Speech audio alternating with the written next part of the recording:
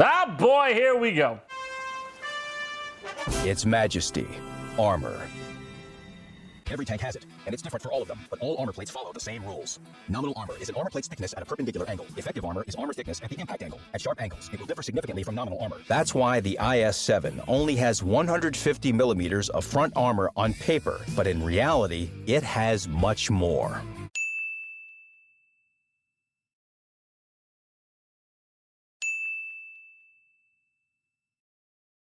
Effective armor is affected by shell normalization, which we talked about in the previous episode. Quick reminder, armor-piercing shells neutralize the armor slope best of all. APCR shells are less effective.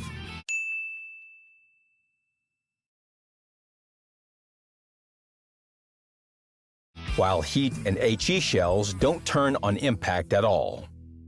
Effective armor doesn't play any role if a shell hits a tank at a ricochet angle. The shell will just bounce off and go about its shell business.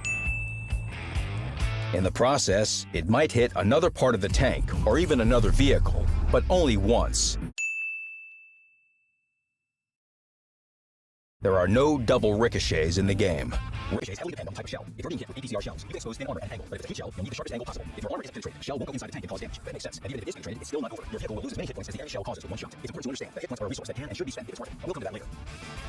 Screens are armor plates put outside the main armor. Penetrating them won't cause damage because after getting through a screen, a shell still needs to penetrate the vehicle's main hull or turret armor. External modules also often work as screens.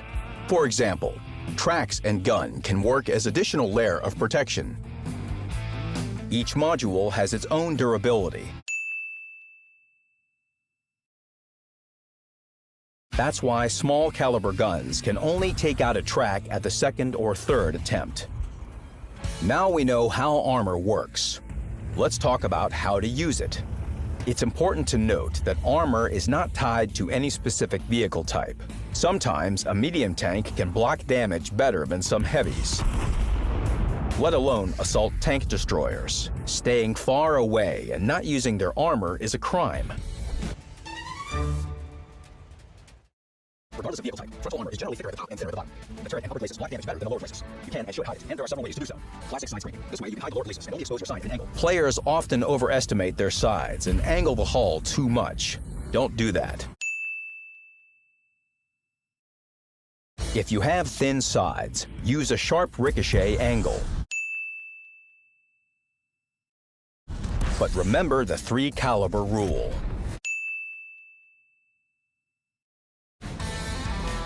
Note that some vehicles' fenders are easily penetrated.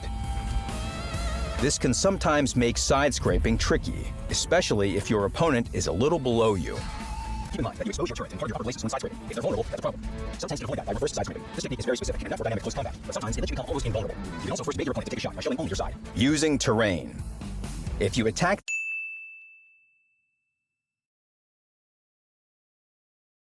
the enemy from behind terrain folds, you can hide your lower glacis or even your entire hull. But a tank needs good gun depression angles to do so. If they're not enough, you can turn a little and try to position your vehicle so the front of your tank is lowered toward the enemy. If that doesn't help, try to bait them into shooting, then roll out to hit them back. When blocking damage, consider your turret position and hull shape. For example, a pike nose provides maximum protection in the upper glacis in this position.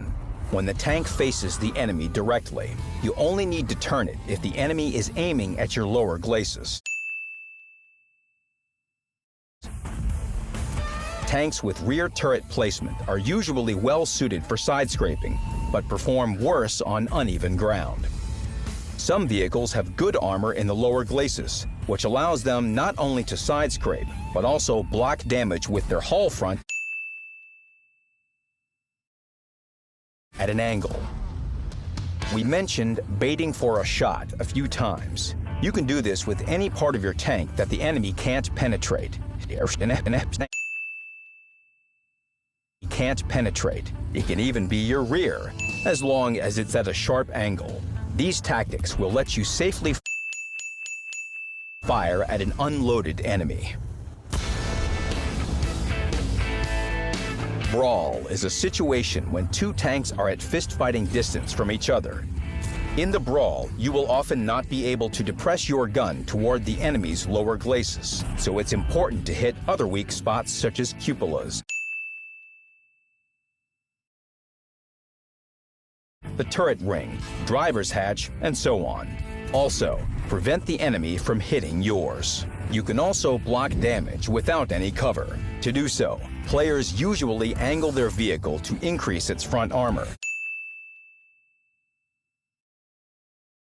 At the same time, it's useful to dance with your hull left and right, constantly changing the effective armor.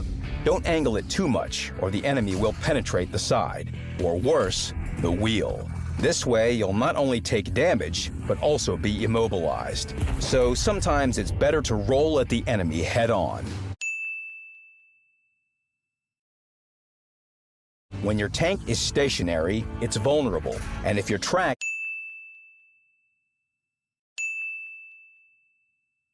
is destroyed in a crossfire,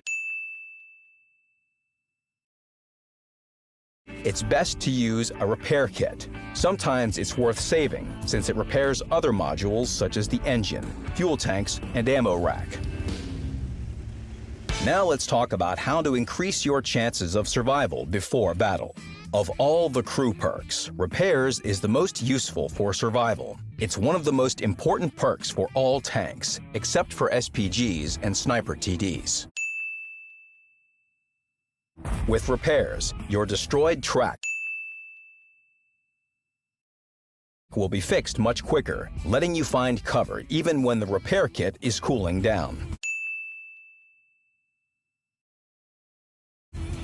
Another important perk is firefighting.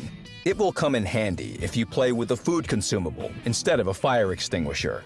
The safe stowage perk will help tanks that often lose their hats. Other secondary perks decrease the chance of fire, improve the dispersion of a damaged gun, allow the commander to replace injured crew members, and so on. They can also be trained, but not first. There's also equipment that improves survival. The most useful piece is improved hardening. It's pretty much a must-have for heavy tanks and assault TDs, and can sometimes be useful for medium tanks too.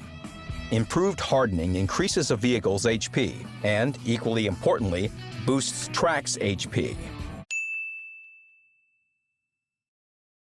With this equipment, the enemy will have to fire at your rollers 2 or even 3 times to immobilize your vehicle.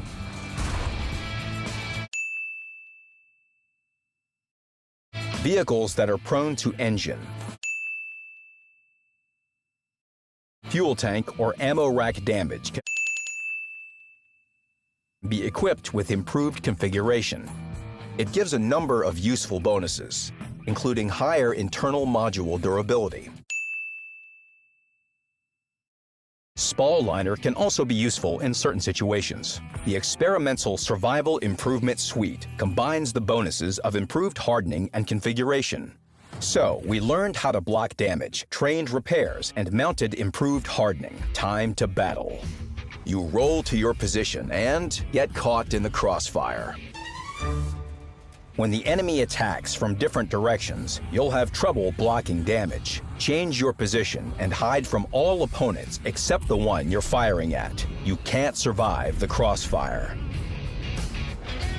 In another battle, you might be able to block damage perfectly, but an enemy with a high caliber will load HE shells.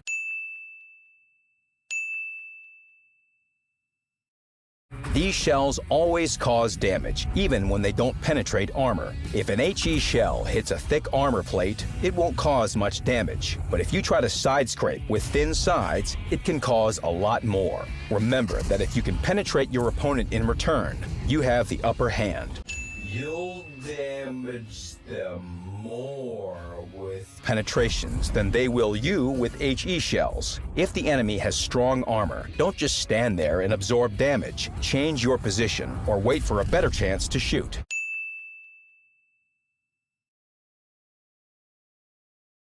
This also applies to enemy fire from distant bushes or artillery. If you're under fire and can't hit them back, you can change position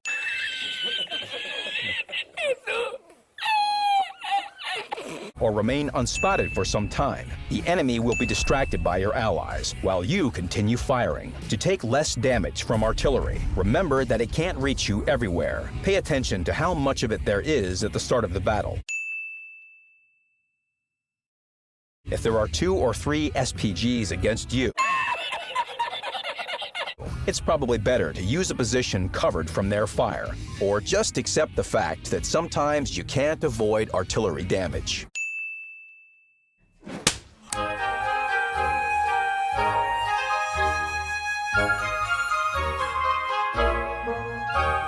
Finally, the most important question: do you always need to try to block damage? No. In addition to armor, your vehicle has a pool of hit points that you need to trade. There's nothing wrong with taking a hit if it means you get to finish off an opponent. Or taking 400 HP of damage and dishing out 750 in return.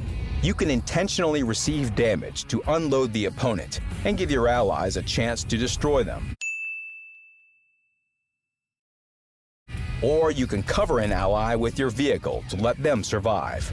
All in all, no matter how reliable your side-scraping or hull-down position is, you don't always need to do it until the end of battle. There comes a time in almost every battle when you need to forget about blocking damage and just roll forward. That's it for today. Show this video to your friends who are still side-scraping at a straight angle. Next time, we'll talk about the view range system. See you soon.